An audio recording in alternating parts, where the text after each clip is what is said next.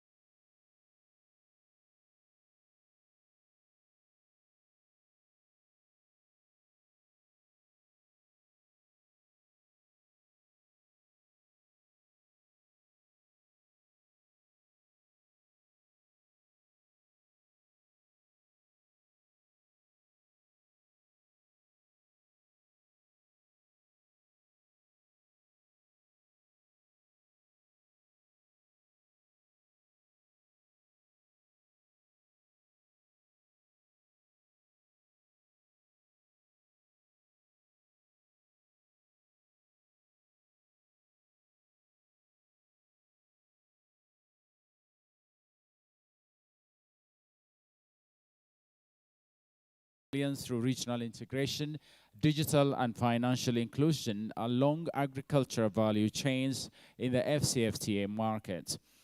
Over the last 2 days, we've witnessed an incredible convergence of minds and momentum. From visionary opening remarks and commemorations of Africa Integration Day to catalytic plenary dialogues and action-driven parallel sessions.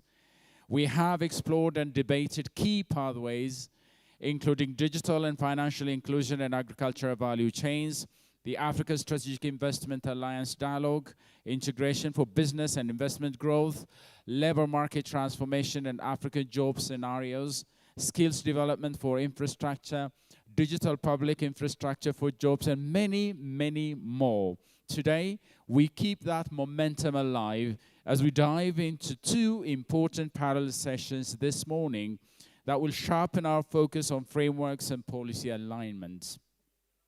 In the plenary session here at the Pan-African Hall, we will explore aligning the Kampala Declaration and AFCFTA for jobs, examining how agricultural transformation and trade integration can be synchronized to unlock massive job opportunities.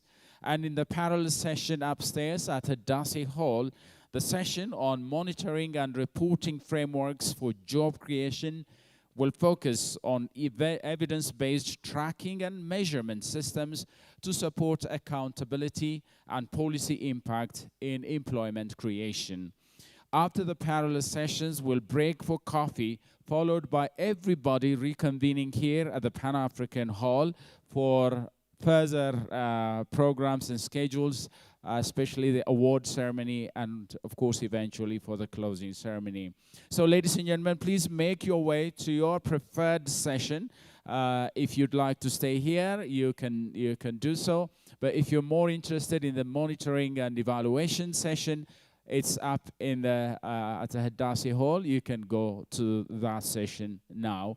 We are going to shortly start the session here as soon as we confirm our panelists are all here. Thank you once again. Welcome to day 3.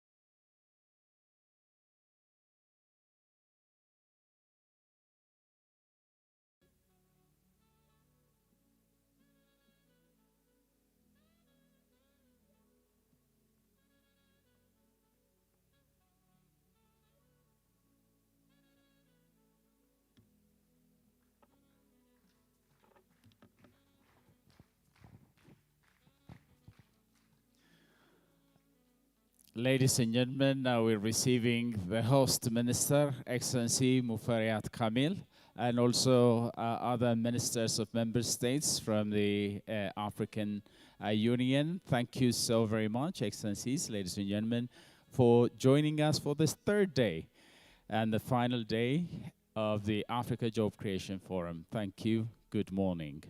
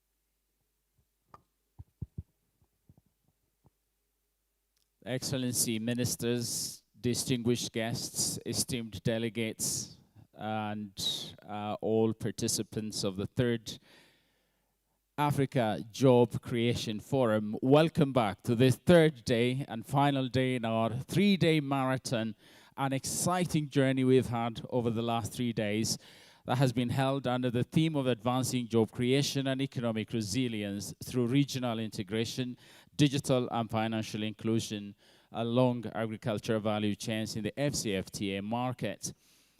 Over the last 2 days, we've witnessed an incredible convergence of minds and momentum, from visionary opening remarks and commemorations of Africa Integration Day to catalytic plenary dialogues and action-driven parallel sessions.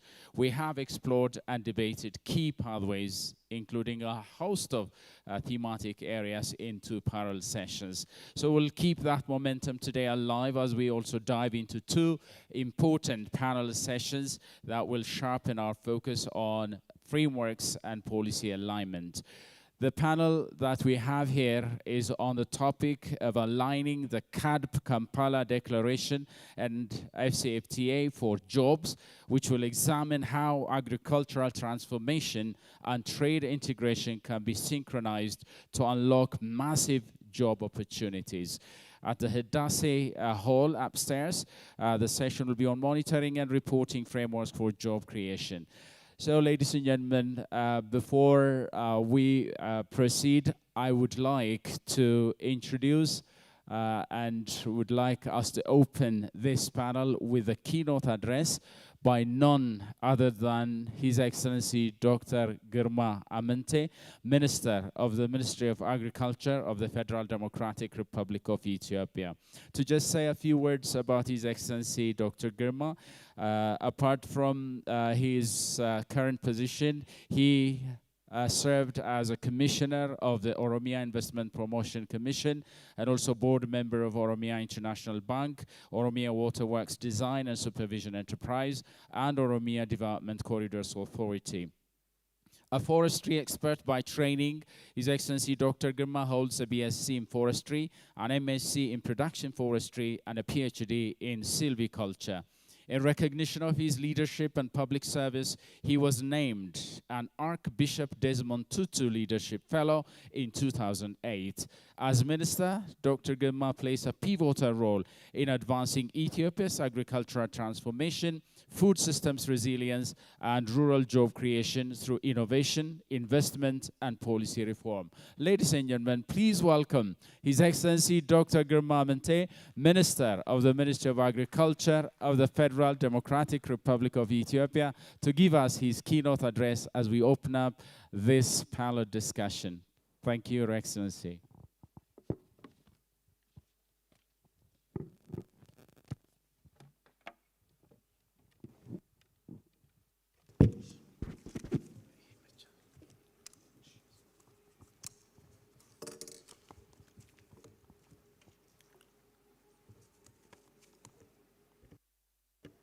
Good morning. Your Excellency Mufriat Kamil, Ministry of Labor and Skills, Honorable Ministers, Excellencies, distinguished delegates, ladies and gentlemen. It is a great honor and a privilege for me to deliver the keynote address at this important plenary session. Let me begin by extending warm greetings to all participants and thanking the organizers of the Africa Job Creation Forum 2025, particularly the Ministry of Labor and Skills, AE Trade Group, and the African Union Commission, and other strategic partners as well. This session could not be more timely.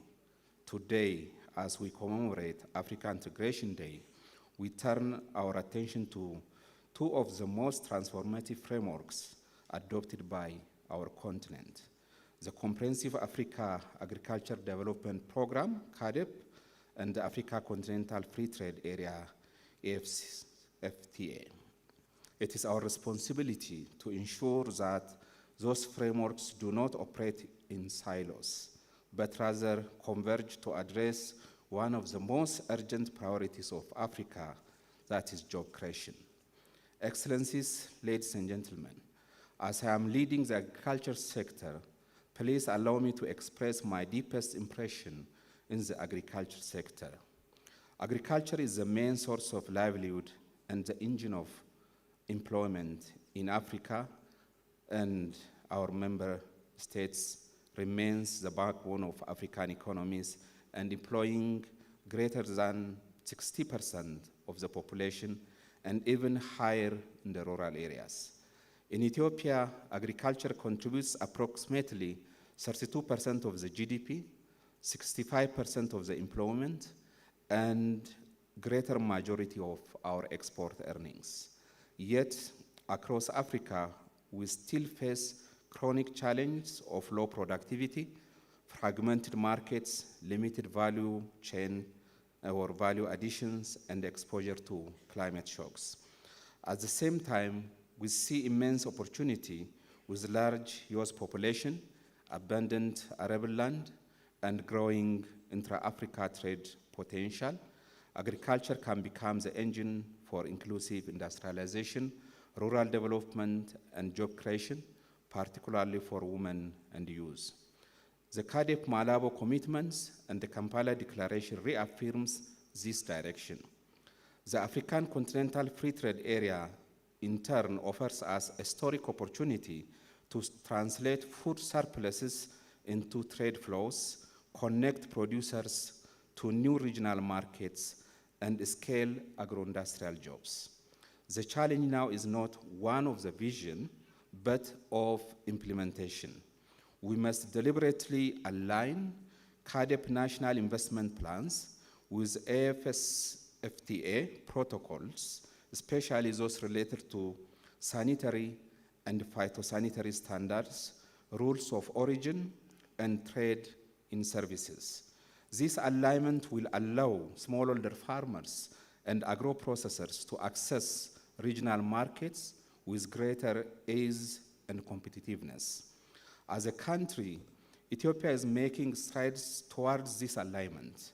We have adopted the agricultural commercialization clusters model to improve productivity and market linkages by using modern technology and agricultural mechanization. We are investing in irrigation, storage, digital agriculture, and agro-processing zones, including those in partnership with the private sector and development banks. Our goal is to move from subsistence to surplus, from fragmented farming to integrated regional value chains, which in turn create massive jobs in the rural areas. Excellencies, ladies and gentlemen, allow me further to express the Ethiopian specific exemplary initiatives in transforming the agriculture sector. Ethiopia's wheat initiative is showing promising results, contributing significantly to increased wheat production and transforming the country towards self-sufficiency. We have now attained wheat self-sufficiency, which can serve as a model for other African countries to do the same. Congratulations, all of you. I think this is a milestone for Africa. The initiative focuses on expanding irrigated wheat cultivation, which has already shown a notable impact on the overall wheat supply, which in turn contributed to food and nutrition security for the nations and massive rural job creations along the value chain. Secondly, the Green Legacy Initiative, as a demonstration of Ethiopia's long-term commitment to a multifaceted response to the impacts of climate change and environmental degradation that encompasses agroforestry, forestry sector development, greening and renewal of urban areas, and integrated water and soil resource management. By planting more than 40 billion seedlings in the last 6 years, it has an immense contribution to Ethiopia's effort to meet international commitments such as the Paris Climate Change Agreement, the 2030 SDG goals, and Agenda 2633, the Africa we want. Moreover, the Green Legacy Initiative has contributed to creation of more than 1 million green jobs. On the other hand, the transformative Lemat Trufat or Bounty of the Basket initiative, which has improved the livestock sector production and productivity, especially dairy, poultry, honey, and fish production, which also boosted incomes in rural areas by creating massive rural jobs and strengthened food and nutrition security by diversifying agricultural outputs.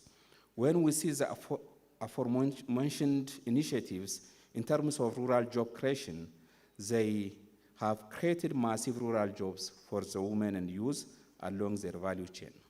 Excellencies, allow me once again to say about youth, women, and the future of job creation in agriculture. Our agriculture policies must serve the next generation. Every year, over 20 million young Africans enter the job market, yet only 3 to 4 million find meaningful employment. In Ethiopia, we see job creation in agriculture, not only through agricultural commodity production, but also through agri-tech, logistics, cold storage, input distribution, and food processing. We are supporting youth cooperatives, enterprise hubs, and capacity building initiatives that align with digital trade and climate-smart agriculture. In the annual job creation reports of the Ministry of Labor and Skills, mostly agriculture accounts for 40 to 50% of the annual job creation. Women who make up more than 50% of the agricultural labor force must be empowered through secure land tenure, access to finance, and participation in cooperatives, agribusiness leadership. No transformation is complete without gender inclusion.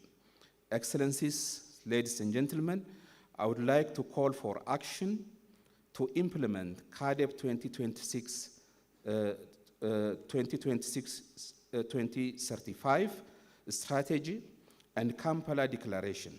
The time has come for stronger coordination between ministries of agriculture, trade, industry, finance from the government side, and the development partners and the private sectors. We must integrate trade objectives into our agricultural strategies and vice versa. Specifically, the important issue is our call to development partners and financial institutions to help us to move from fragmented short-term projects to long-term investment platforms that build scalable solutions. The AU's call to create 80 to 125 million decent jobs by 2039 will not be met without robust agricultural transformation. We must focus on results, adapt mutual accountability frameworks, and empower regional economic communities and member states to monitor and report on real job creation outcomes linked to the African Continental Free Trade Area. Excellencies, ladies and gentlemen, in closing, I reaffirm Ethiopia's commitment to the shared vision of agricultural transformation and regional integration. Let us work together to connect our farmers and pastoralists to markets, our youth to decent jobs, and our policies to concrete results. Let this forum be a turning point where policy and strategies meets actions and where our continental frameworks begin to bear fruit in the daily lives of our citizens. I thank you.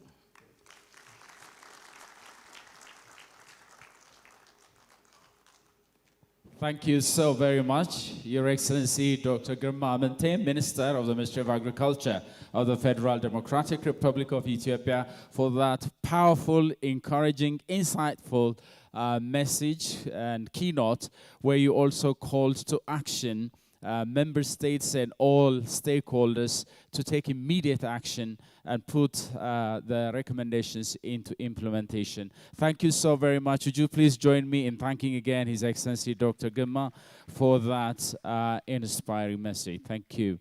Now, going forward, we'll have the panel discussion on this theme. The moderator of this panel discussion is Dr. Clement Ajololo, who serves as the head of the Agriculture and Rural Transformation Program at the Abuja NEPAD. Dr. Clement, he coordinates the implementation of the CAADP program, focusing on technical review processes, the formulation and support for the implementation of National Agriculture Investment Plans, NAIPs, and also Regional Agriculture Investment Plans, RIPes.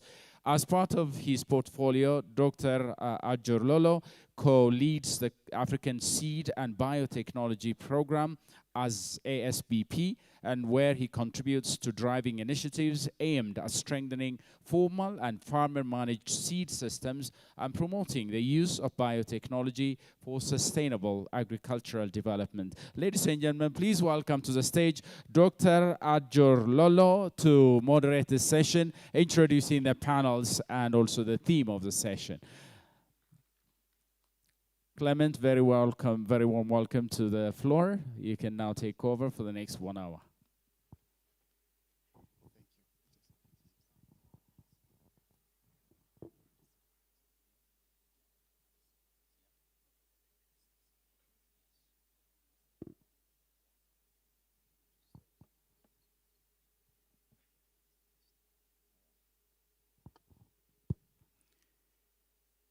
His Excellencies, distinguished guests, ladies and gentlemen, my name is Clement Ajololo, as introduced, and thank you, Master of Ceremony, for the introduction. I have the honor and privilege to moderate the section that links the CAADP and the African Continental Free Trade Area Agreement. Ladies and gentlemen, this is a very decisive moment for Africa. We have just heard from the keynote address, the call to action to have a stronger interministerial coordination to implement the next decade of the African Agricultural Development Program, NEPAD. As you know, as the continent of Africa, the leadership adopted the CAADP program back in Maputo 2003, which serves as the continent framework defining our agricultural transformation. This is a remarkable achievement as a region that we are able to strengthen through the CAADP implementation, our national planning systems and our regional agricultural planning systems. The AFCFTA, the African Continental Free Trade Area, also serves as a flagship program driving African Continental Free Trade Area Agreement to transform our agricultural trade in commodities and services. So with this few background, I would like to call on the panelists for this section. I will call on His Excellency Dr. Medefo Negasi, CEO for Ethiopian Agricultural Transformation Institute, to share his thoughts. Do we have Dr. Medefo in the house? Welcome, sir.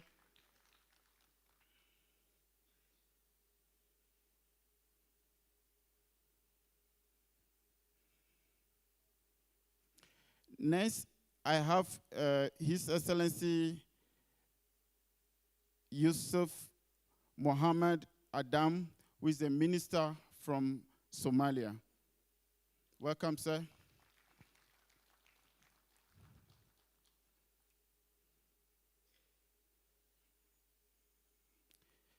As he takes his stage, I would also like to call on His Excellency Akwa Nammentu Ephraim, who is the minister from the Democratic Republic of Congo. Welcome, sir.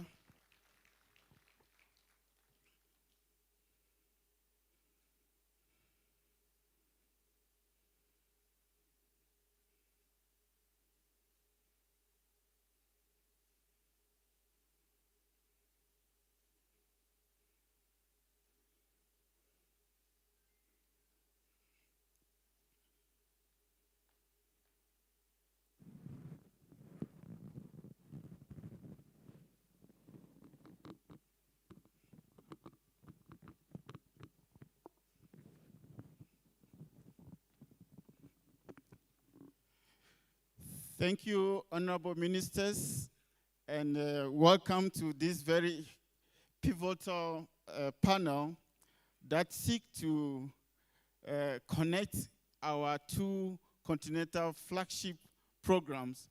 One is the Comprehensive African Agricultural Development Program, popularly known as CAADP, as well as the African Continental Free Trade Area.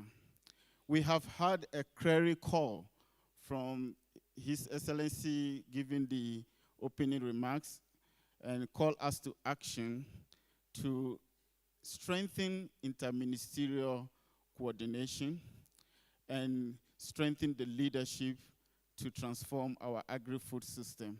Sir, I would like to start with you. First of all, if you could share some light on what are some of the critical policy levers that we need to adopt to really connect these two initiatives. Thank you.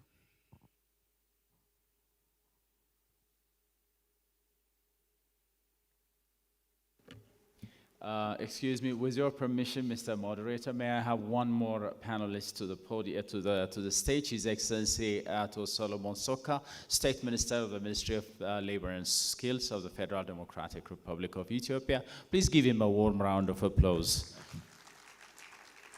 Thank you very much.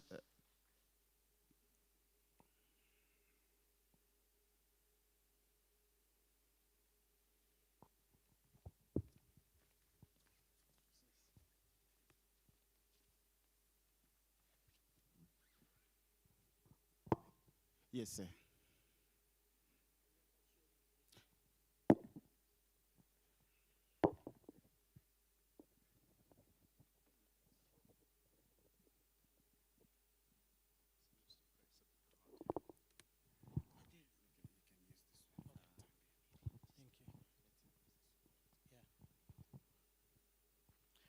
Thank you, Mr. Moderator.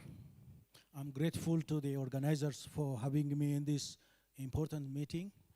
So, in terms of reflecting on the two key African Union initiatives, caught up in the first two declarations is mainly focusing on productivity and production, which is like increasing the output of agriculture.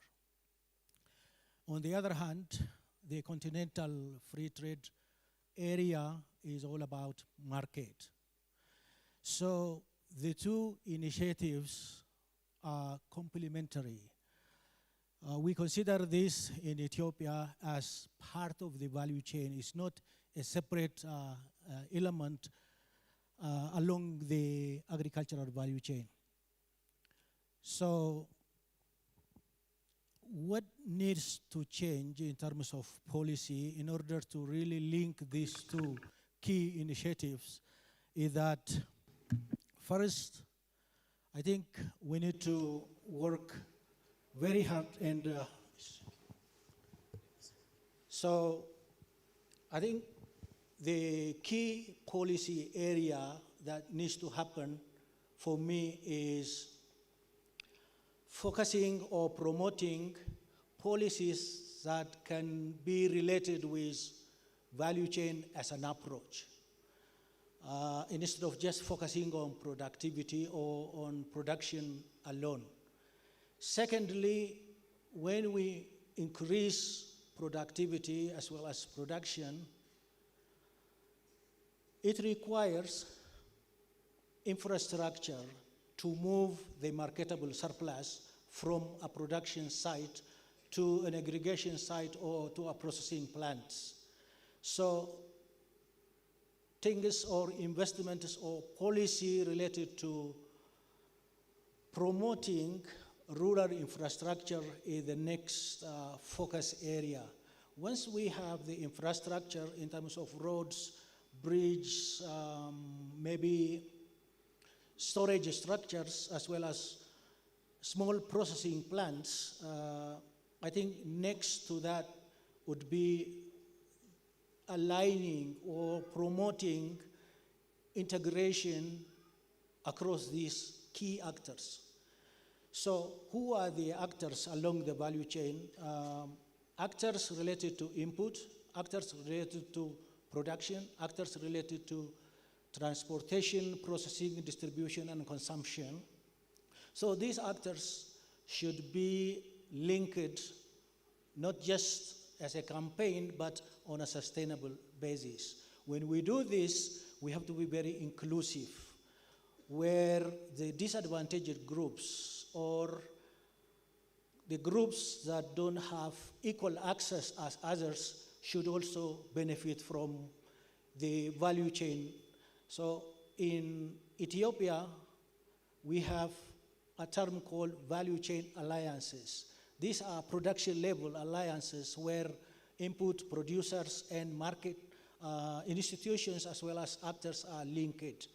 So those are key areas. Once you have the policy related to an approach of market, of value chain, an area that boosts this infrastructure, and then inclusiveness, what needs to happen in terms of policy is sustaining the changes.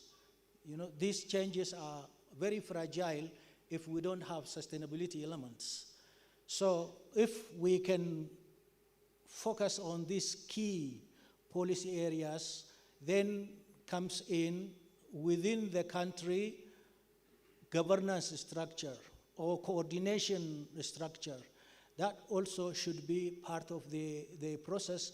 So these are some of the key policy areas that I think are appropriate in terms of linking CAADP and the continental free trade areas. Excellent. Thank you very much for those reflections. Very well. Your Excellency, you've made 4 key interventions. One, we need to optimize our productivity, and as a key. We also need to address the issues of inclusivity and bringing on board the marginalized communities, the disadvantaged, the underserved. You also brought the aspect of the governance that need to be strengthened, and resilience, the 4th one.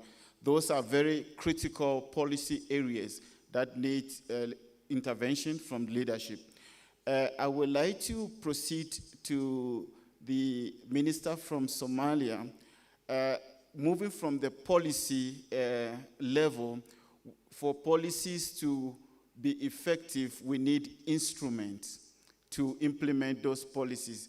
I would like you to share with us Somalia's experience in developing your National Agricultural Investment Plan as an instrument to implement your agricultural agenda in Somalia, and how the NIPE of Somalia, you foresee it linkages with the continental free trade area. Over to you, His Excellency. Thank you, moderator. Bismillahirrahmanirrahim.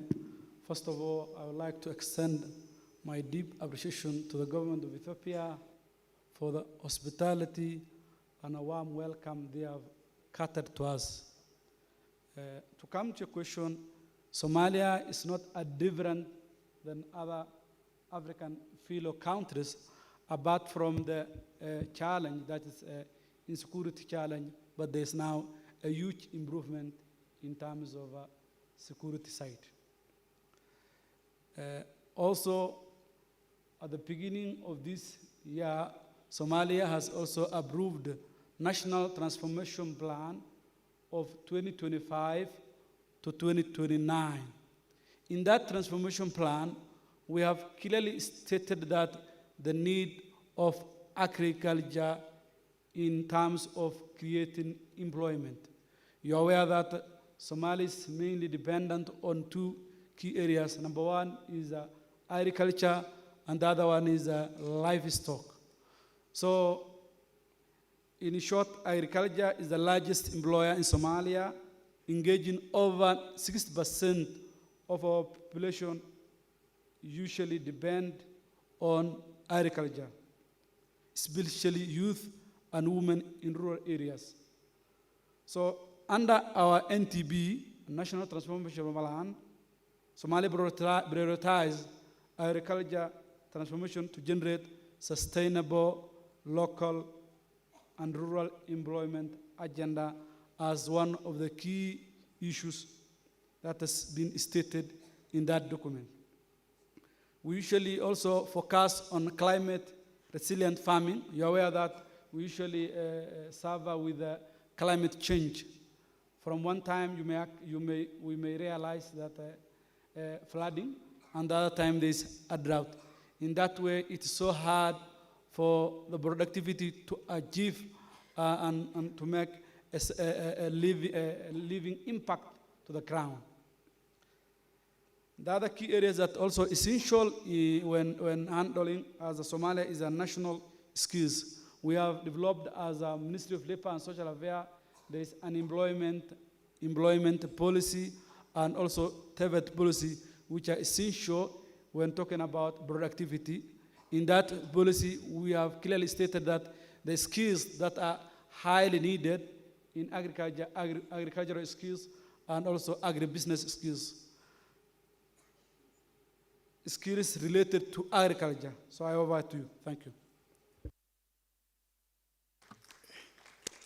Thank you very much, His Excellency, for reminding us that for Somalia to implement your agricultural instrument, NAIB, you take on board issues of skills development and the issues of resilience, given the climatic issues, especially from Somalia, the Horn of Africa, which has been known to be very prone to this drought situations.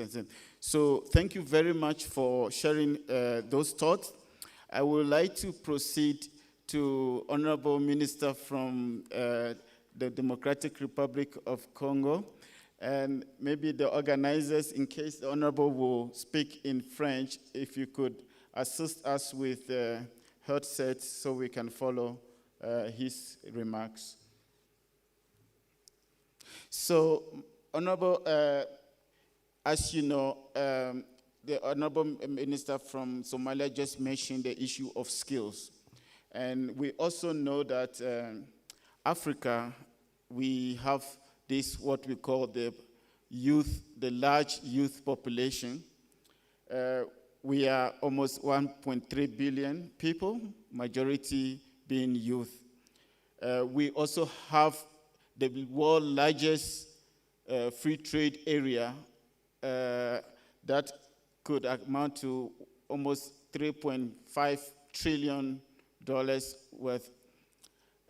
Will you share with us how DRC is bringing the element of youth in your agricultural policy space to drive transformation?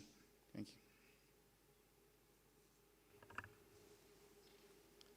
Merci beaucoup. Je m'appelle Ephraim Akwakwanametu. Je suis le ministre de l'Emploi et du Travail de la République démocratique du Congo. À la fois, je suis très content parce que je suis le seul pénaliste qui parle français. Et je suis plus ou moins content parce qu'il y a quelques de ces participants qui vont m'écouter à travers le micro-traducteur. En fait, comme ministre du Travail, de l'Emploi et du Travail, je crois que la transformation de l'agriculture, la productivité est liée intrinsèquement à la création de l'emploi. Parce qu'il faudra savoir que la création de l'emploi est plus abordable. Sorry, His Excellency. For the benefit of the other panels, I will ask you to humbly pause for a moment to get the headsets on for the translation. Thank you. Okay. Just pause for a moment. Okay.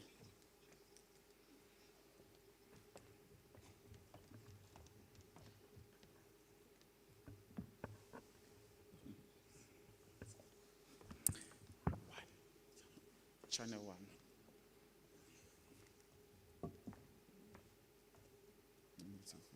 Yes. Okay. Thank you very much. Ok, merci. Je disais, je m'appelais Ephraim Akwakwanametu, je suis le ministre de l'Emploi et du Travail de la République démocratique du Congo. Et je disais, il faut savoir que comme ministre du Travail, l'emploi est lié intrinsèquement avec avec l'agriculture parce que je crois que dans tous les pays, même l'Éthiopie ici, parce que nous avons quelques expériences à l'Éthiopie ici, je crois que les secteurs agricoles, chez nous en RDC, on appelle les secteurs agropastoral, regorgent plus ou moins 60% des emplois en RDC. Mais en fait, comment la RDC se fait l'effort pour donner de l'emploi aux jeunes?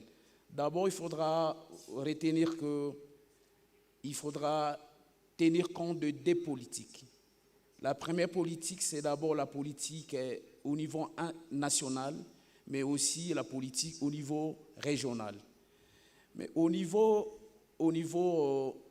national, en RDC, je crois que nous sommes dans un programme du gouvernement où il faudra donner beaucoup de subsides dans le cadre de l'agriculture, parce que finalement nous sommes rendus compte qu'il faudra donner beaucoup de subsides,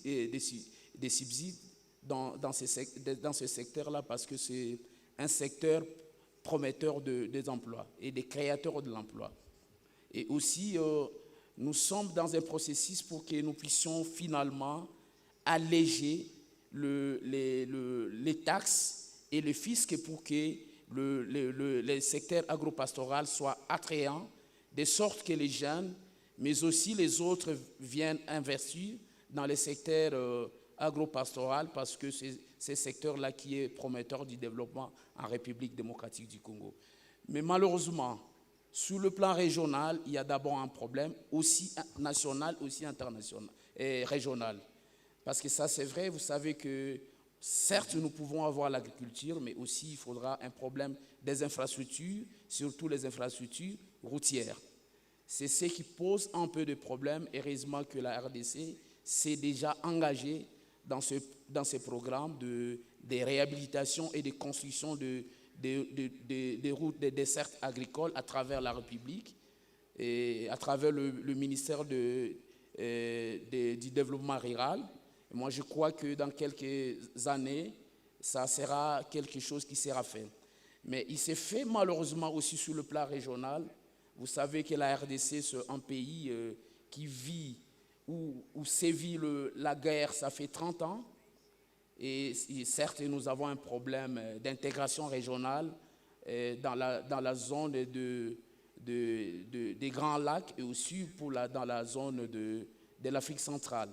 Mais c'est ça, malheureusement, la faiblesse de l'intégration régionale et que connaît la RDC par rapport à la productivité, mais aussi aux échanges commerciaux surtout des produits agricoles entre le pays de la zone de l'Afrique centrale, mais aussi des pays des Grands Lacs. Donc, par le pays des Grands Lacs, je voudrais parler de la République démocratique du Congo, le Burundi, mais aussi le Rwanda, et que malheureusement, ça fait un peu très longtemps, il y a des problèmes. Nous pensons qu'avec l'accord qui est signé entre la République démocratique du Congo et le Rwanda, la solution sera définitivement trouvée, et je crois que ça permettra l'intégration entre le pays de cette zone-là, notamment la zone des pays des Grands Lacs, mais aussi le pays de l'Afrique centrale. Mais ça, c'est vrai, il y a toujours un défi. Les défis, c'est d'abord l'organisation sur le plan interne. Mais ça, c'est vrai, en RDC, nous avons une institution nationale très connue de l'Afrique, qu'on appelle INERA, Institut national de la recherche Institut national de recherche agronomique, qui est basé à Yangambi. Mais ça, c'est vrai, c'est un institut qui forme des techniciens, des bons techniciens de l'agriculture. Mais je crois avec ça, avec les autres composantes, notamment les routes, notamment l'intégration régionale qui doit se faire entre le pays des Grands Lacs, mais aussi le pays de l'Afrique centrale, je crois que davantage le secteur agropastoral va trouver un essor plus ou moins très considérable pour les années à venir. Merci beaucoup. Merci beaucoup. That was great. It's clear that at the national level in the DRC, the emphasis to strengthen the agropastoral sector is a priority. But for that to thrive, you highlighted the need for infrastructure, both at the national and the regional level. You also highlighted the critical constraints at the regional level for integration, regional integration, you have underscored that as one of the pressure points that we must address, with recognition that 55 silos will not deliver the transformation that we want. So regional integration become a must, and very urgent for us to address that.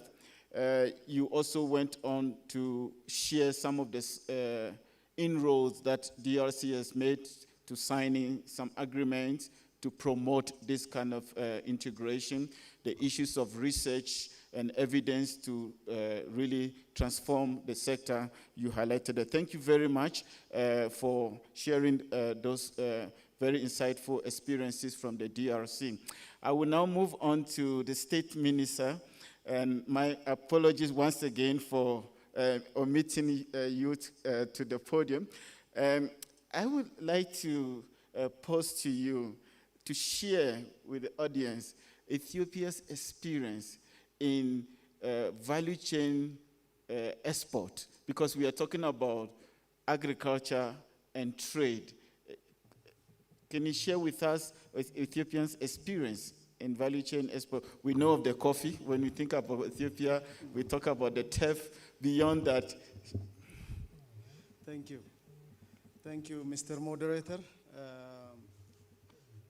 In terms of agriculture and export in Ethiopia, before going into that, I would like to share some information regarding the transformation that happened in Ethiopia on agriculture. In Ethiopia, as it was addressed in the keynote and also with Dr. Mandefro, went through a lot of agricultural transformation. For example, from the transformations that happened, we can consider green legacy, which enabled all Ethiopians to plant over 40 billion seedlings in the past 6 years, and now with this year we'll reach 50 billion seedlings. And these are not just merely planting the trees, but it is beyond planting the trees. We are creating a climate resilient economy, a green economy, and these seedlings are creating a lot of millions of jobs as well. And the jobs can also extend to new practices in terms of forest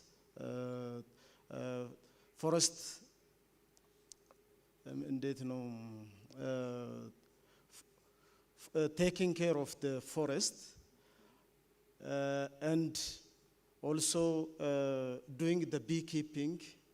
So the production in honey has also increased, and Ethiopia's export of honey has also increased in that way. So that is one value chain that we can see. Another intervention that I can mention as an experience is that Ethiopia's thrive for food security. We used to import the wheat, but now we are exporting the wheat. How?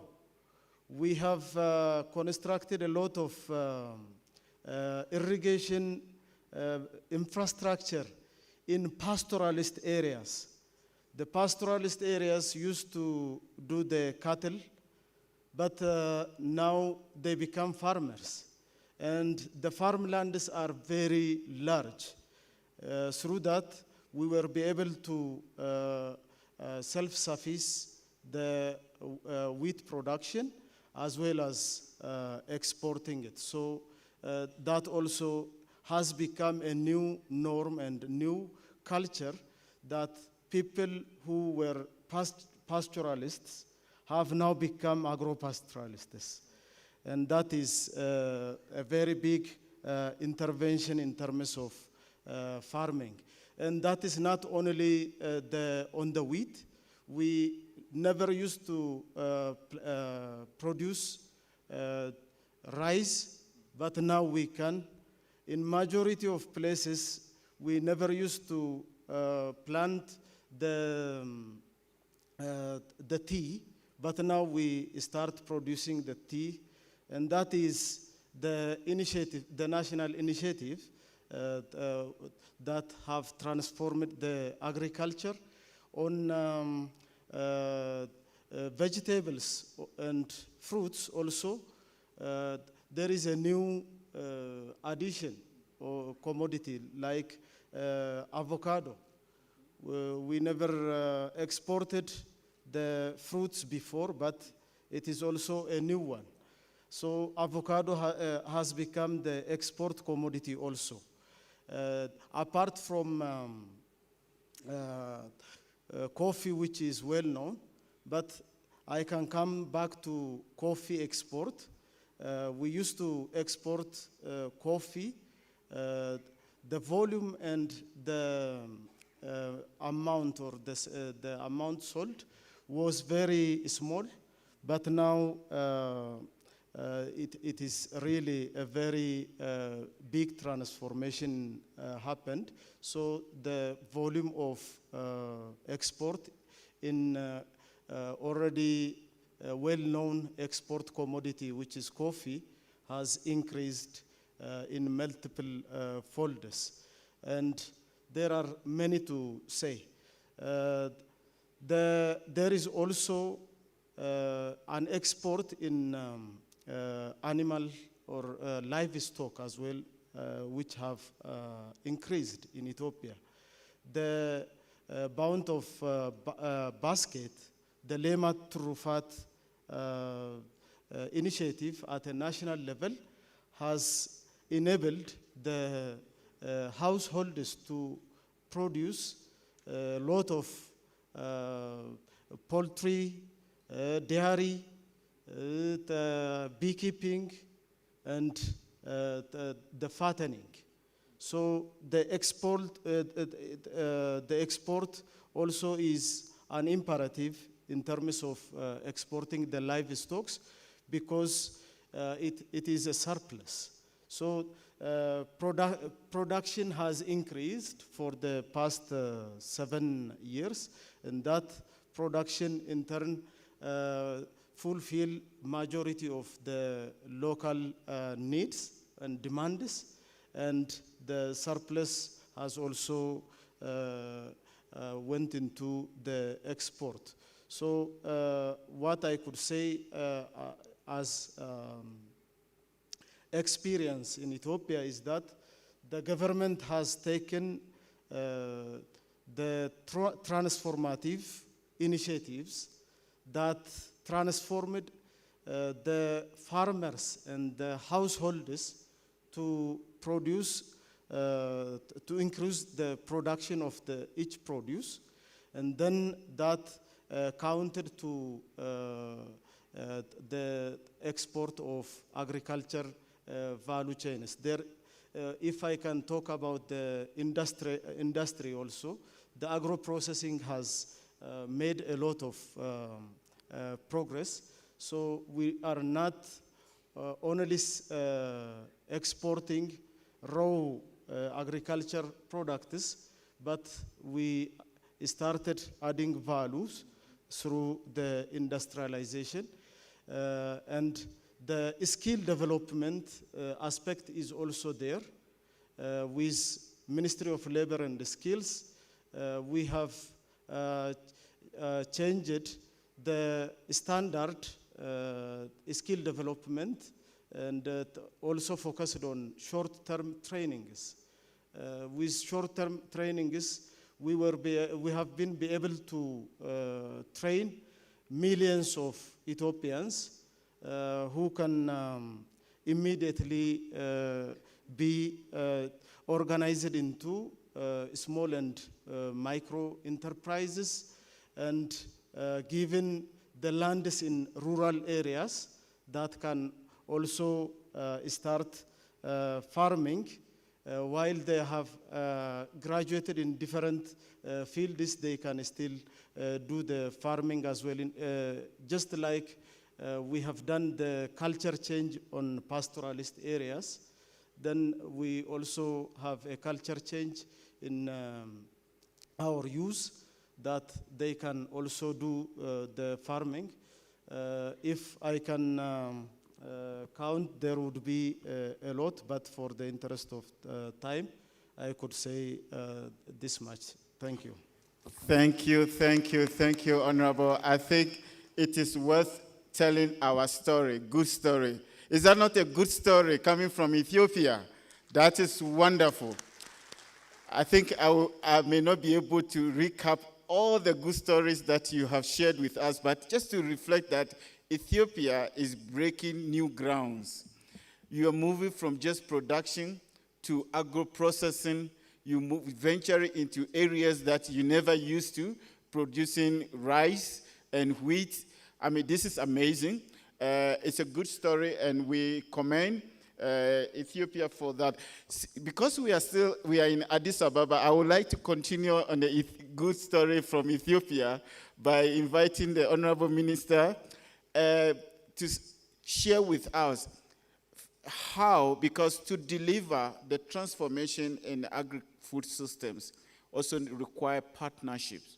And we need partnership between the states, the private sector, the civil society.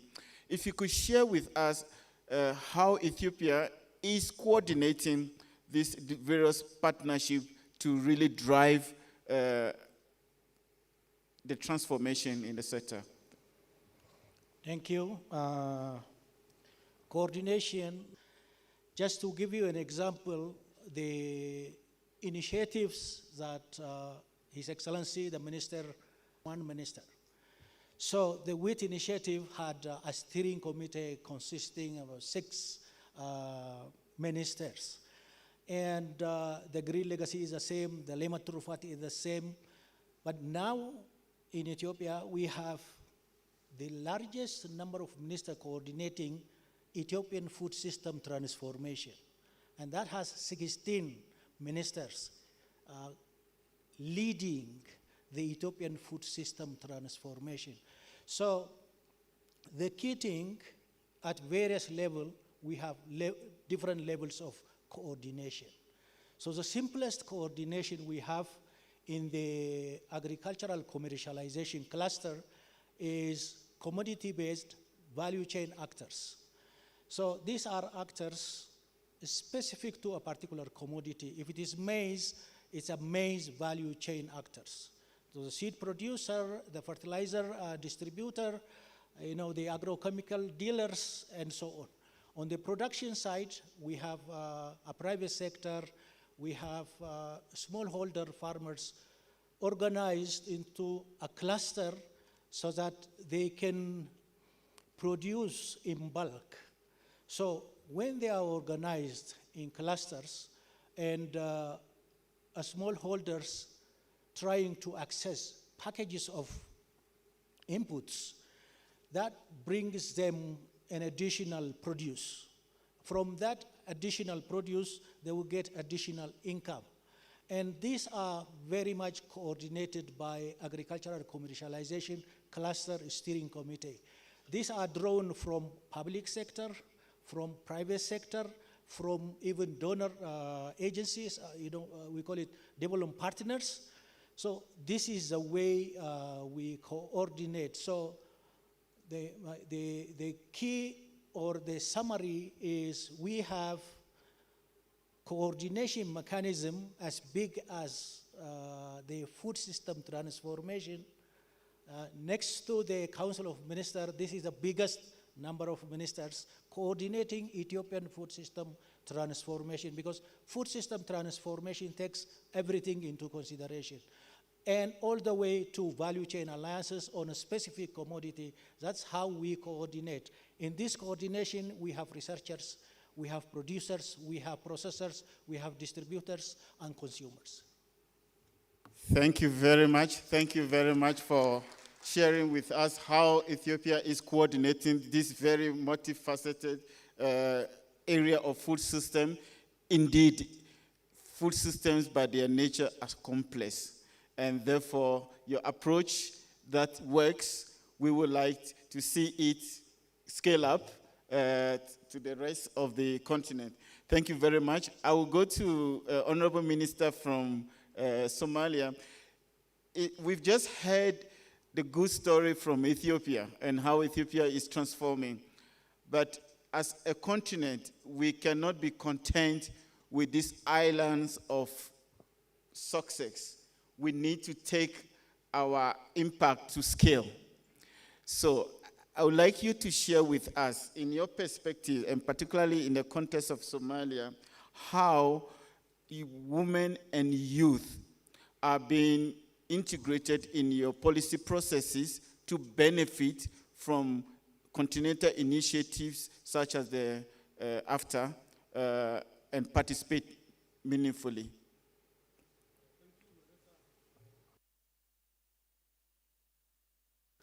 Thank you, moderator. As Somalia, you're aware that there is a back and forth challenges here and there. But for now, we have the policies. We have employment policy. We also have the TVET policy. We have also adopted labor code after 52 years. So those policies are in place. We have also initiated now institutions that's only meant for TVET, which previously was destroyed under the civil war. So Somalia is now preparing itself for the productivity sector. As I've said earlier, we have adopted NTB plan, which gives the agriculture as a backbone to our country. So we are now beginning the steps to take into the grounds, but we have put in place all the boards that are meant, and we are skilling our people, especially youth and women, for the agro-business. You're aware that Somalis have been entrepreneurship people. They easily to adapt to the resilience they have previously adapted. So we are doing a huge progress, yet with the challenges that now we are living with. But we are sure that with the e-commerce, we have recently adopted also digital policy. In that way, Somali youth and women can also work while in remote, and that will give us also an opportunity for them to work even while they are not in that country. Yes, there is a huge challenges, but there is also a hope ahead. We wish sooner a change. In the coming year, we're also planning that to employ over 10,000 youth, which are 5,000 of them are women, other 5 also youth or male youth. So in that way, we are carrying out inclusivity in every activity that we usually carry out. I thank you. Thank you very much. Thank you very much, Honorable. Inclusivity is your last word, and I think that is very important. Still on inclusivity, I will briefly go to Honorable Minister from the Democratic Republic of Congo to share with us specific private sector actors, cooperatives, women, and other agripreneurs, how they are being integrated to benefit from continental initiatives like the CADEP and the African Continental Free Trade Area. Over to you, sir. Merci beaucoup. Moi, je crois que je vous dis qu'il y a d'abord un problème. Nous avons un grand défi. La guerre qui a duré en RDC depuis 30 ans, qui a sévi en RDC, ça fait 30 ans. Mais en réalité, ce n'est pas aussi une excuse parce que comme gouvernement, nous sommes en train de faire des efforts pour que nous puissions relever les défis. C'est comme ça que dans la structure du gouvernement, Nous avons une commission qu'on appelle la commission socio-culturelle qui examine toutes ces questions-là. Et au-dessus, il y a aussi le Conseil des ministres qui est organisé dans tous les pays du monde. Mais ça, c'est vrai aussi, nous devons reconnaître qu'en RDC, nous avons connu un problème. Un problème, c'est comme ça que nous sommes entrés de voir à mener beaucoup de réformes. Surtout, maintenant, là, nous sommes dans une réforme pour la création de banques agricoles.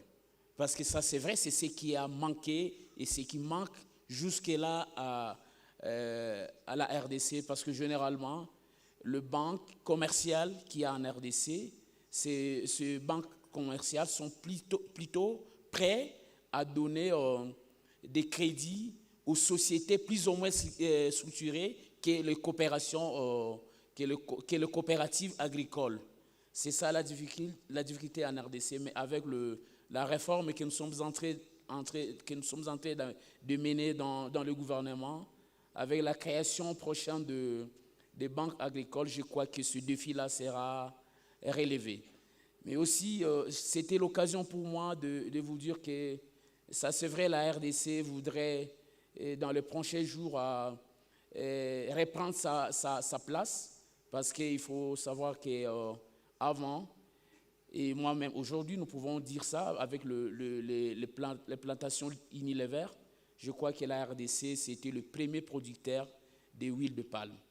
Nous sommes entrés il y a des politiques agricoles avec le ministre de l'Agriculture, le ministre du Développement rural, et qui sont en train d'être mises en place pour que ces sociétés-là reprennent à temps plein, à 100%, pour que nous puissions reprendre cette place d'attente et comme pays, le premier producteur africain de huile de palme. Mais ça, c'est vrai aussi dans ces secteurs-là, ça c'est vrai si nous revitalisons ce secteur-là, ça c'est vrai en RDC, il y a des sociétés, il y a des coopératives qui font aussi l'huile de palme et ces coopératives vendent leurs produits à ces sociétés plus ou moins structurées. Mais je dois vous dire qu'en dépit de ce faiblesse, je crois que prochainement, avec la banque agricole qui va naître, je crois que la RDC permettra à ce que le moins nanti, ceux qui n'ont pas assez de moyens, accèdent au financement dans le cadre de l'agriculture. Mais c'est ce qui est important. Mais aussi, il faut savoir que c'est aussi la responsabilité de l'État. Parce que tout ce que nous pouvons faire, c'est la responsabilité de l'État. C'est comme ça que nous sommes en train aussi de voir ce qu'on appelle voir notre système fiscal. Parce que ça, c'est vrai, avant, le système fiscal était un peu très contraignant. Mais avec l'avènement du nouveau président de la République, son Excellence Félix Tshisekedi, il ne cesse de nous dire que nous puissions mettre le secteur agropastoral un secteur attrayant pour la République démocratique du Congo, où les investisseurs étrangers, congolais et même les coopératives peuvent évoluer facilement pour l'essor général de la République démocratique du Congo. Merci beaucoup. Thank you. That is so insightful. The DRC must reclaim its place. I think, did you hear that? DRC is like a subcontinent, and if we get it right, we are very assured of getting it right all over.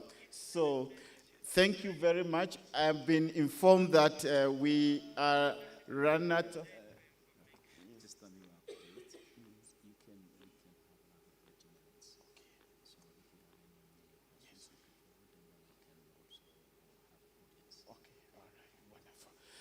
Thank you. I'm out of jail.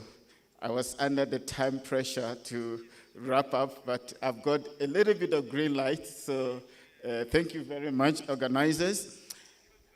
The state, you also mentioned that the state is a very important stakeholder and must take charge. And I think that is the essence. we are dealing with. The state's capability to drive, to provide the necessary environment for the private sector to thrive, the state capability to provide the necessary incentives to drive the agri-food systems is very essential. But on that note, I would like to move on to the next Honorable State Minister to share with us some of the immediate measurable commitment that all stakeholders should make to advance the agenda of aligning the CAADP framework and the African Continental Free Trade Area. Thank you, Mr. Moderator.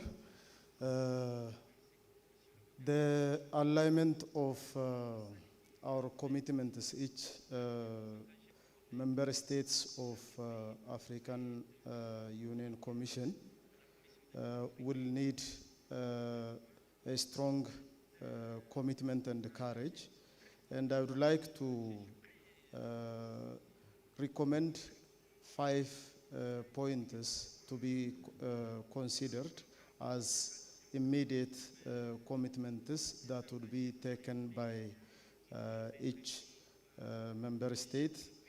And in realizing the vision of both the CAADP and AFCFTA strategy by 2026. The stakeholder commitment could be in national policies with AFCFTA's trade facilitation protocols, and the CAADP calls for investment in agriculture. Second, scaling up skills development is also very mandatory. Invest in targeted training programs, especially for youth and women, to enhance productivity and competitiveness with regional value chains. Third, strengthening regional cooperation. Establish or reinforce platforms for knowledge sharing, joint investments, and implementation of trade and agriculture policies could also contribute to the successful joint journey. Fourth, promoting inclusive investments. Mobilize resources from development partners, the private sector, and the governments to fund scalable job-creating projects aligned with both frameworks. And finally, the 5th point would be monitoring and accountability. Such kind of forums and platforms, we can entertain ideas, we can come up with beautiful way forwards, but in action, there will be very mere actions. So we need to have a monitoring and accountability framework. So we need to develop robust systems to track progress on job creation, trade facilitation, and agriculture transformation, ensuring commitments are met. Ethiopia is committed to these immediate actions, working in partnership with regional bodies to accelerate integration and inclusive growth. I thank you. Thank you, Honorable, for giving us these 5 strategic pillars of action. One, we should emphasize the policy harmonization. We should scale up skills, and we should also strengthen the regional cooperation. We must promote inclusive development approaches. And for governance, we must also enforce monitoring and evaluation with strong accountability. And I think Africa is on course doing that. You will recall that within the framework of the CAADP, we have the monitoring and framework, or what we call our accountability framework, which we measure through the CAADP biennial reporting. Into the Kampala era, this mechanism will return. Ladies and gentlemen, you've heard from this very esteemed panel. They've shared very insightful experiences, both at the national and regional and continental level. So I have the honor now to open and invite some observations from the House, what you have led in reflections. So the ushers will help me to identify those we want to ask questions, comments. You can also just rise and thank the panel. It's also allowed for sharing their thoughts. Any questions? Oh, there's one in the front here.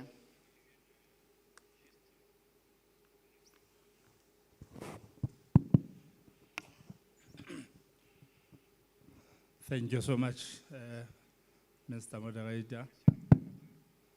I am Tshidiso Mokhosi from Lesotho. The two frameworks, I agree that they are two sides of one coin. The other one starts at production level. The other one is at the market level. African countries are not at the same level, even in terms of the production itself, the agricultural production itself. Majority of our African countries, much as we are saying the largest population in our countries employed in agricultural sector, but the fact is, those are in most cases the informal employment with very minimal impact actually to the lives of the people that are engaged in it. And the fact that such countries are way behind, it means they will not be able to really benefit from Africa continental free trade area unless something drastically has been made to push them out of the stage where they are. So the question which I want to put to the panelists is, what is it that we can do jointly as Africa? Because one day we can actually go to the markets. So what is it that we can do as Africa to make sure that we leave no country behind? No country is still there, backward there. All of us are actually up there at the market where things are happening. Thank you. Thank you very much. Let's take maybe two more, then we give the, yes. Hello, good morning. My name is Rebecca, I'm a lawyer. My question might not be directly related to today's panel discussion, but I believe indirectly it's related to the agenda of this forum. And I would like to direct this question to the panel. Perhaps the moderator may help me direct anyone to answer from the panelists. So my question is, as we push forward with the African Free Continental Trade Area, goals like trade, job creation, how are we addressing the internal and cross-border security issue that could threaten the implementation of the AFCFTA? As we all know, some African countries have internal security issue. Also, few African countries has tension between them. How are we gonna settle this? Also, will be there any specific annex or mechanism under the AFCFTA to consider the peace and security implementation? Thank you very much. Panel, I see, okay, there's a hand here. Yeah, just to supplement on the last question. Mine is mainly on the Forex issue.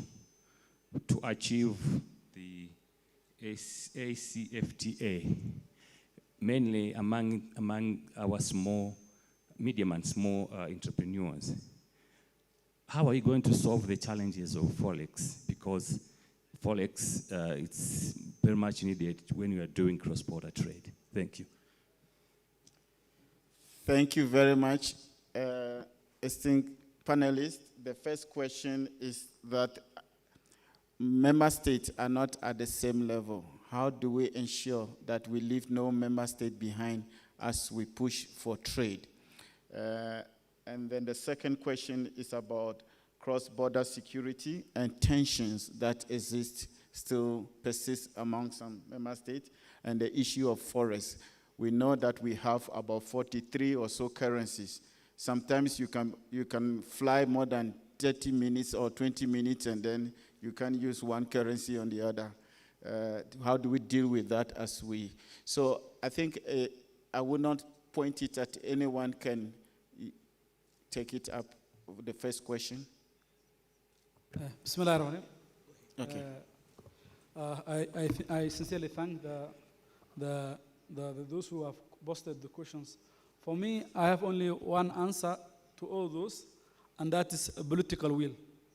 There should be a political will. Once we have the political will, other minor issues that African maybe member states are suffering can be sorted out. Number two is the security. You know, not most of African countries, they have peace, but some of them are only suffering with the issue of insecurity. So as African politicians, officials, they should have to tackle those countries who are under fragility to sort out. That is the time we can talk about free trade, because we cannot talk free trade. Some countries are bolded or are branded because they cannot go maybe to other countries because of maybe insecurity. So those are the two I could say. Thank you.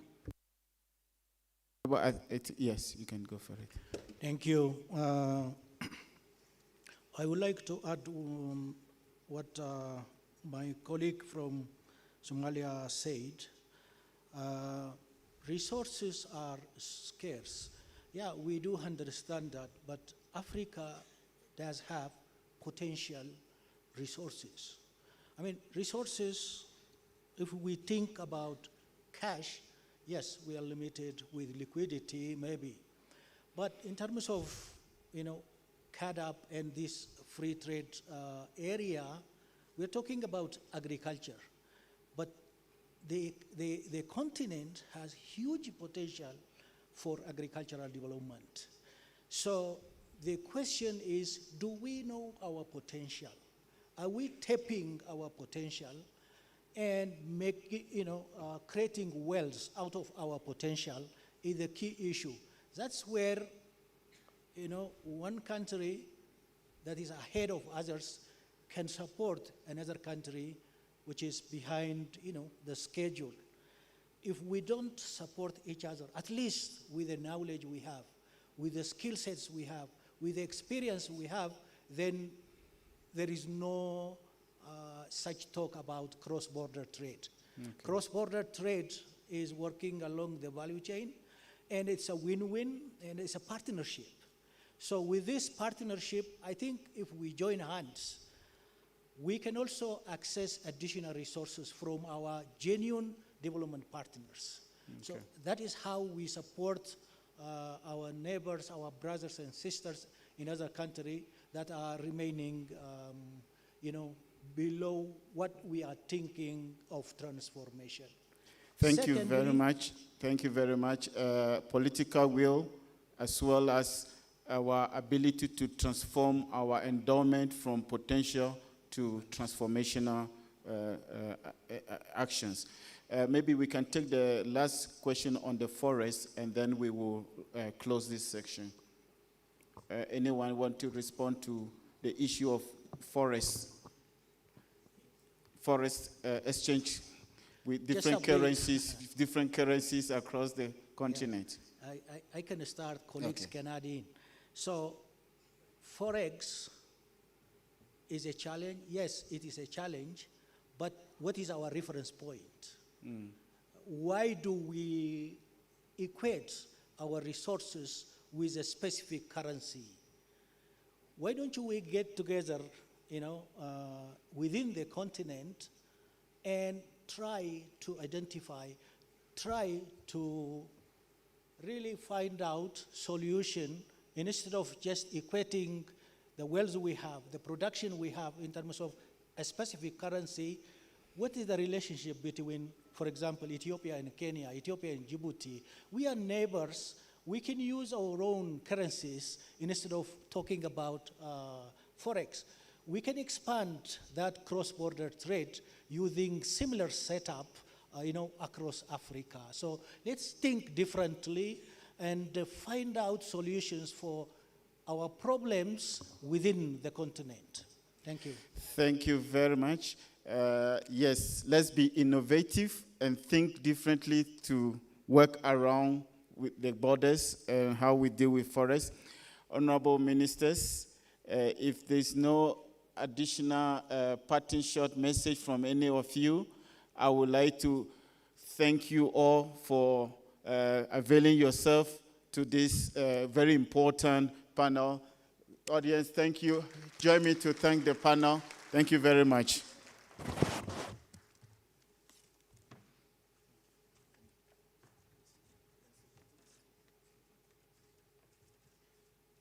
And also please join me in congratulating Dr. Clement for that wonderful session, highly interactive and an informative session on this wonderful day as we start our day with a panel and leading to more celebrations coming up. But before that, I think this calls for a coffee break, during which we will receive the guest of honor of the day, and then we'll be joined by the guest of honor right after our coffee break to lead us into the award ceremonies and the closing session.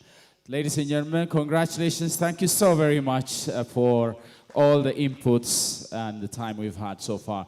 So it will take about 25 to 30 minutes max before we resume our session later this morning.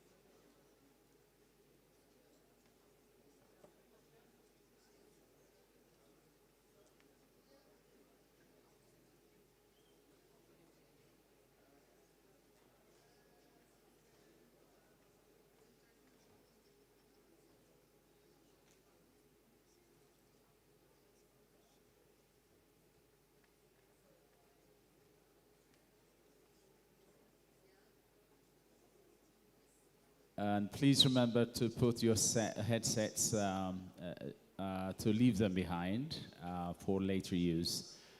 Thank you.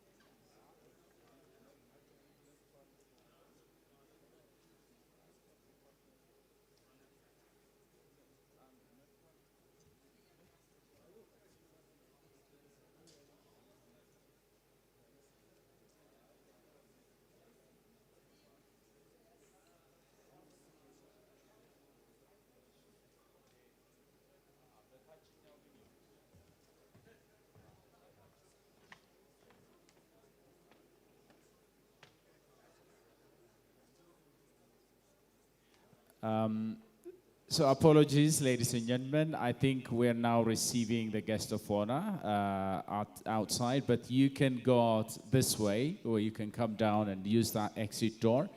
We won't have much time for the coffee break. I've just been informed, so not more than 10 to 15 minutes max.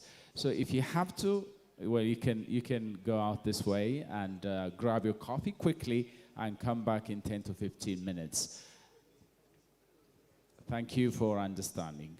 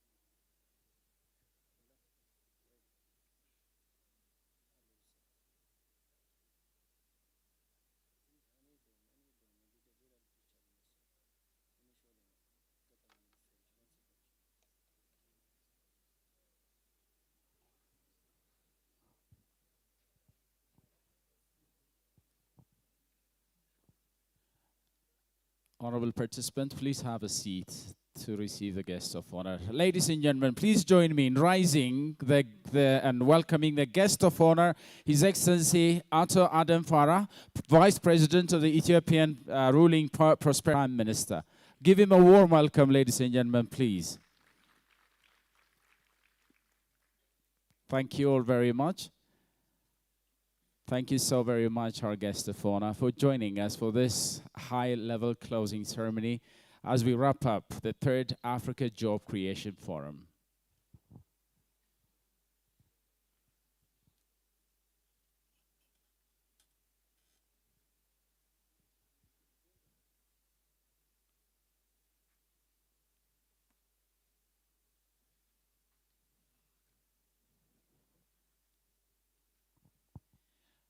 Your Excellency, Ato Adam Farah, Vice President of the Ethiopian ruling Prosperity Party and the head of the Democratic System Building Center, the rank of Deputy Prime Minister and guest of honor. Your Excellency, Moses Vilakati, Commissioner for Agriculture, Rural Development, Blue Economy and Sustainable Environment at the African Union Commission. Your Excellency, Wazir Mufarihat Kamil, Minister of the Ministry of Labor and Skills of the Federal Democratic Republic of Ethiopia. Excellent representatives from the FCFTA Secretariat and regional support organizations, civil society, farmer organizations in development, all protocols and closing ceremonies of the Africa Job Creation Forum 2025, proudly hosted by the Federal Democratic Republic of Ethiopia through the Ministry of Labor and Skills here at the historic Grand Adwa Victory Memorial. Welcome, everyone.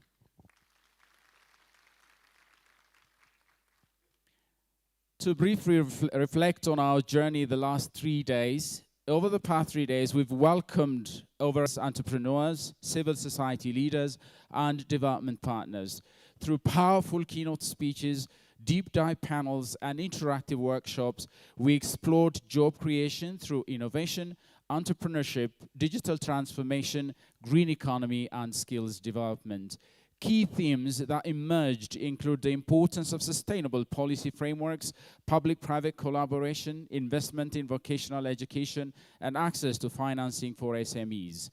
We've seen inspiring examples from digital startups to green energy to innovative agro-processing initiatives in Ethiopia and other member states that show job creation is not only possible, but already happening. The challenge now is scale and speed.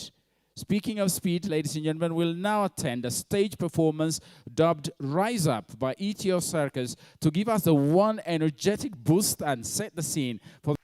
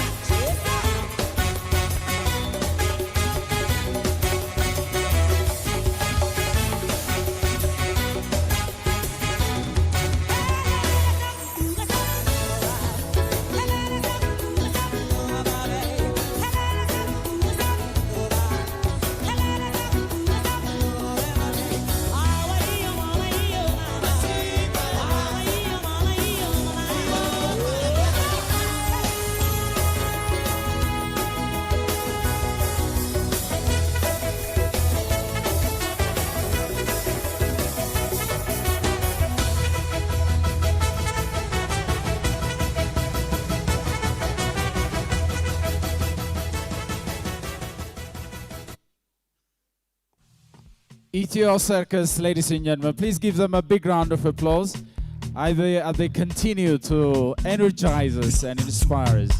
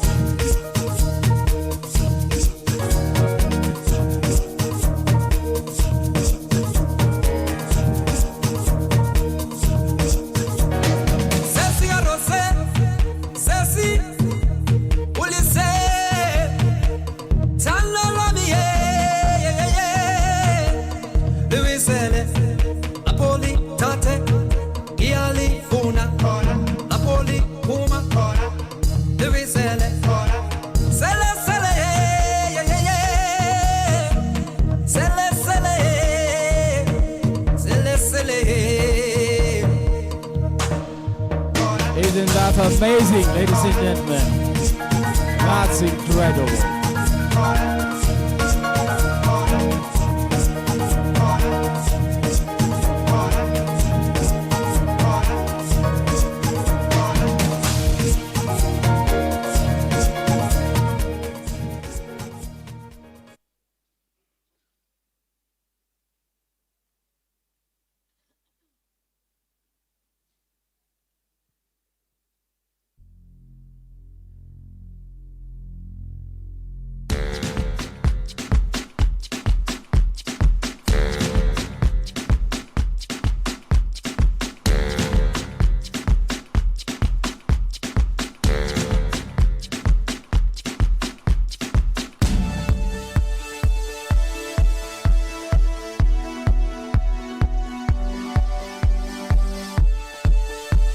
Wow.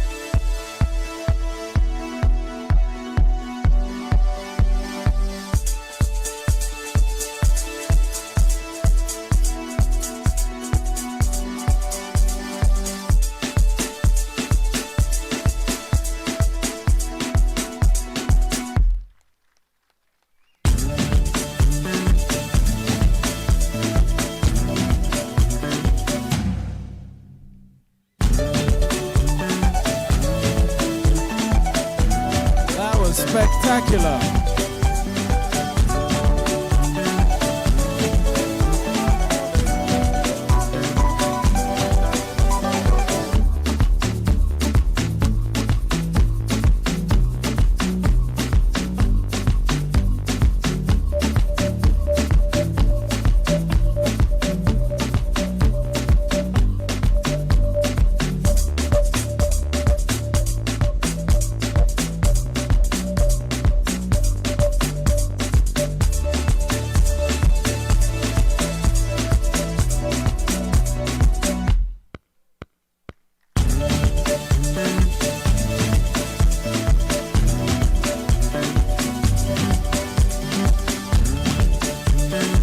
Rise up.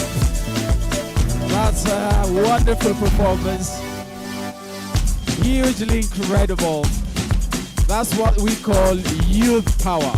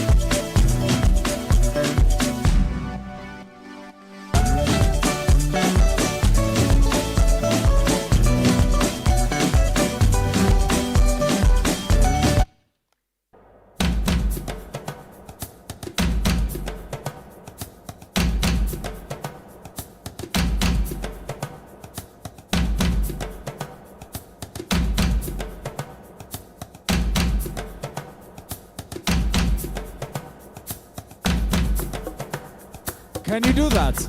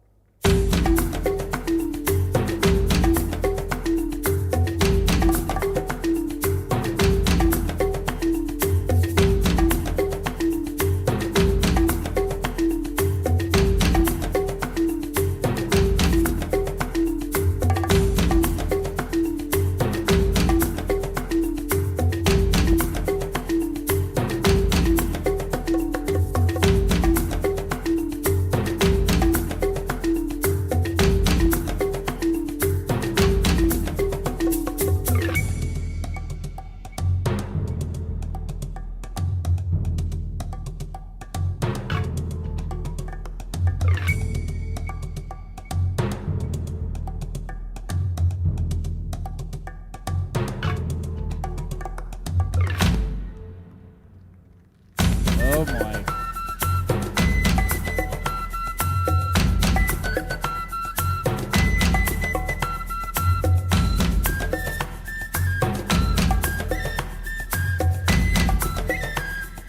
They can still smile, you know?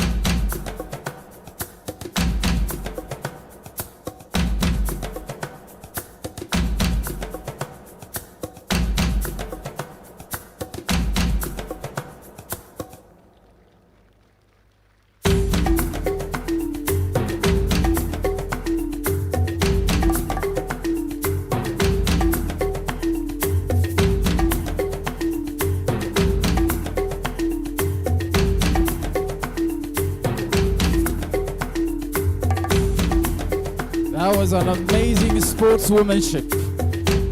Incredible.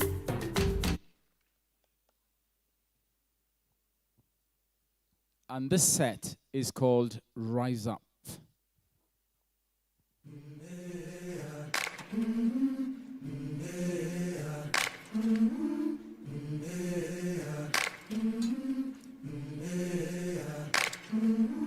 I've been walking with my face turned to the sun, weight on my shoulders, a bullet in my gun. Oh, I got eyes in the back of my head, just in case I have to run.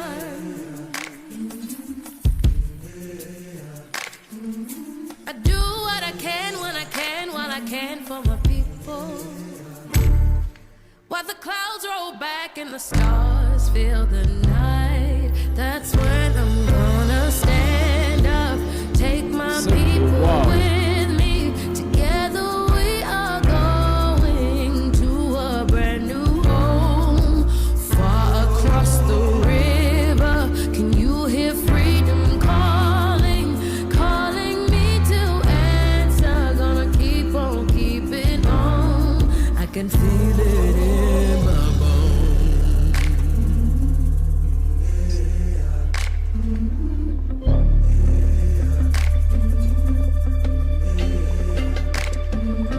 early in the morning, before the sun begins to shine. Rise up. We're gonna start moving towards that separating line. I'm wading through muddy waters. You know I gotta make up mind. And I don't mind if I lose any blood on the way to salvation. And I fight with the strength that I got until I die. So I'm gonna stand up, take my people with me. Together we are going to a brand new home. Please clap good for them, ladies and gentlemen. Can you hear That's freedom amazing. calling, calling me to answer? Gonna keep on keeping on.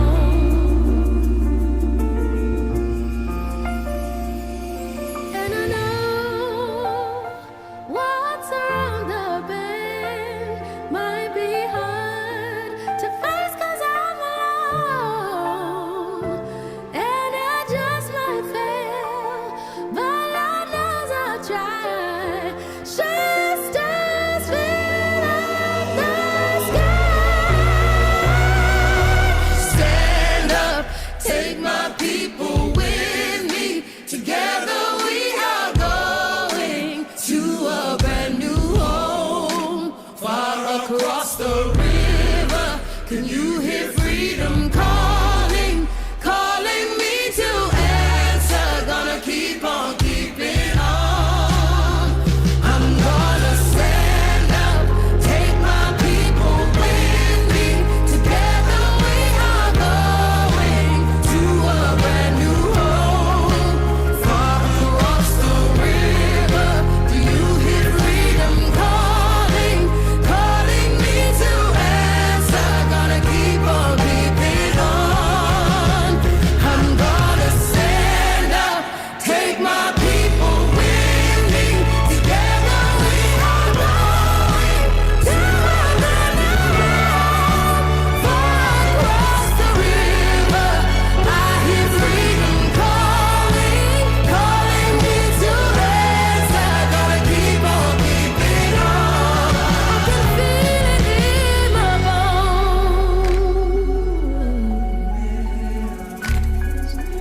I go to prepare a place for you. I go to prepare a place for you. I go to Wow. prepare a place for you. I go to prepare a place for you.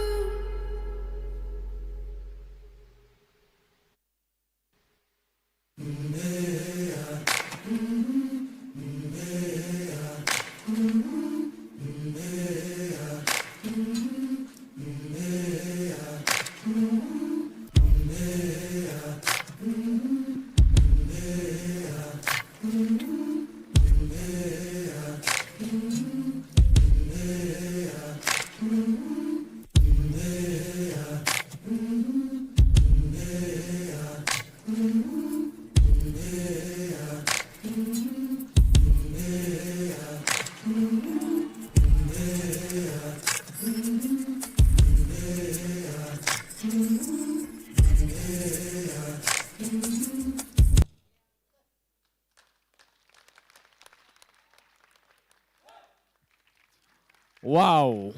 Wow.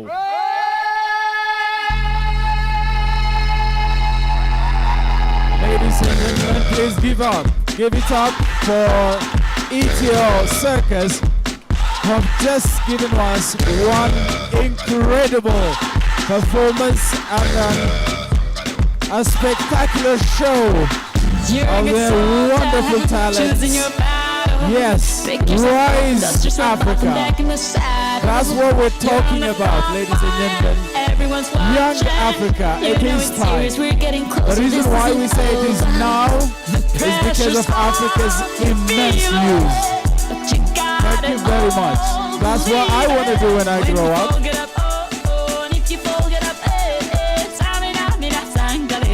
Cause this is Africa.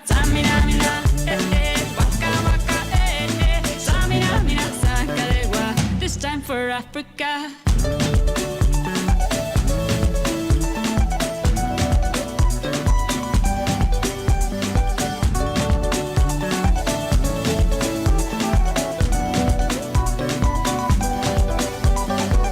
Listen to your God, this is our motto. Your time to shine, don't wait in line. Y vamos por todo. People are raising their expectations. Go on and feed them, this is your moment, no hesitation. Today's your day, I feel it. You pave the way, believe it. If you get down, get up, oh, oh. When you get down, get up, eh, eh. Tamina, mina, sangalewa. This time for Africa. Tamina, mina, eh, eh. Yes, it's time for Africa. It is time for elevating our youth. And that's why the youth are at the heart of this wonderful celebration and gathering. Ladies and gentlemen, another round of applause for the wonderful time we're having here at the Grand Adwa Victory Memorial as we wrap up the 3rd Africa Job Creation Forum. Ladies and gentlemen, this forum could not have happened without the wonderful leadership of the host ministry, the Ministry of Labor and Skills of the Federal Democratic Republic of Ethiopia, and its organizing partners, the African Union Commission and the AE Trade Group, and of course, with the support of our wonderful partners. Let's please congratulate the host ministry and its organizing partners. Thank you all very much. So, ladies and gentlemen, now, as we wrap up this Grand Continental Forum, it's time to hear remarks from these organizing partners. Please welcome to the stage Her Excellency Muferihat Kamil, Minister of the Ministry of Labor and Skills of the Federal Democratic Republic of Ethiopia, to give her wrap-up remarks as we wind out this wonderful gathering.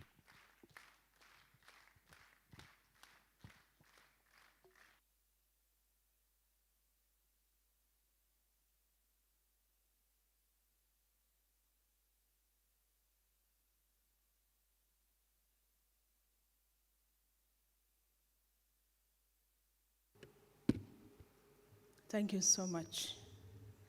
It's time for Africa, isn't it?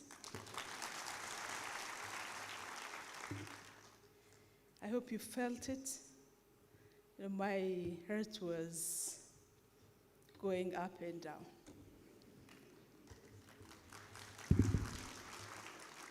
But it tells a lot about the power of youth. It tells a lot about the talent Africa has.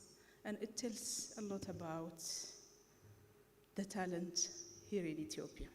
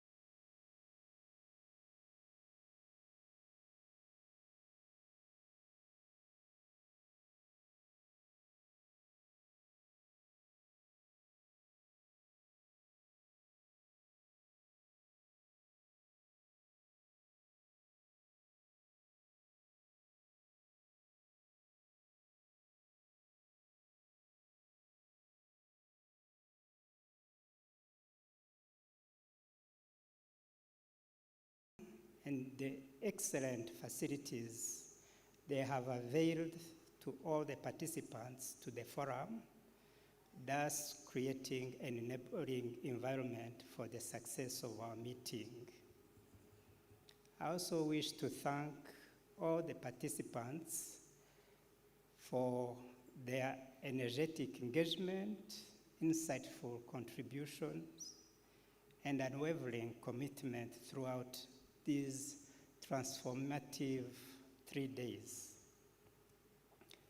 From insightful keynote addresses and vibrant panel discussions to bold joint commitments highlighted in the final communique of this third Africa Job Creation Forum, we have reaffirmed the urgency and collective will to advance Africa's job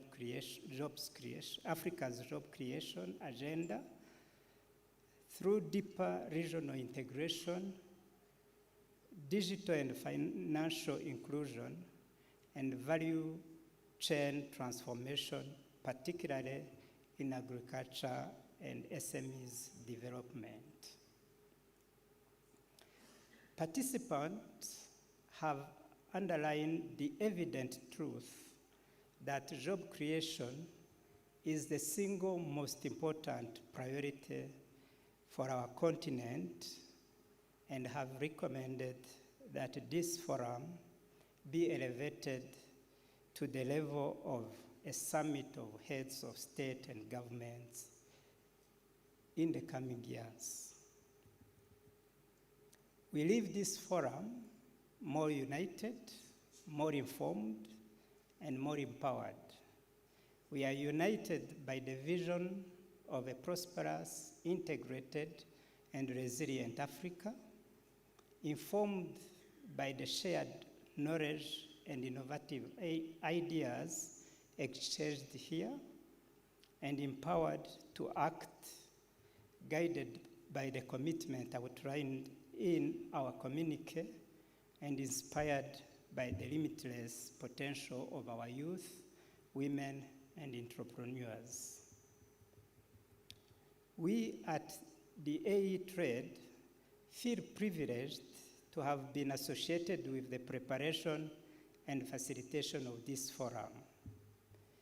We thank our event partners and sponsors, notably Ethiopian Airlines, Gebeya, Agra, Awash Bank, Amhara Bank, and Topan Security.